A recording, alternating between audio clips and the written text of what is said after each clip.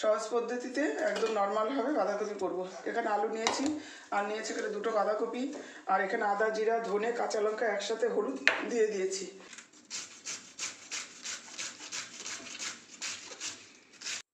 কড়াই গরম হয়ে গেছে, এবার আমি জিরে ফোড়ন গোটা এই আলুগুলোকে দিয়ে দিলাম, লবণ, জিরা বাটা সব মশলা দিয়ে দিলাম, আদা, গুঁড়ো, কাঁচা লঙ্কা। এবার আমি বাঁধাকপিগুলো দিয়ে দিচ্ছি। আমি বাঁধাকপি ভাপ দিইনি, নতুন বাঁধাকপি।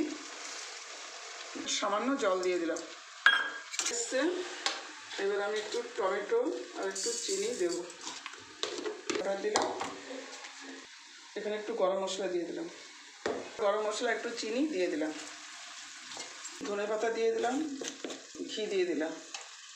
সহজ পদ্ধতিতে বাঁধাকপি হয়ে গেছে। এখন পাশে থাকা বেল আইকনটি ক্লিক করবেন এবং আমার ফেসবুকটা ফলো করবেন, আমার সাবস্ক্রাইব করবেন এবং সকলেই সুস্থ এবং ভালো থাকবেন।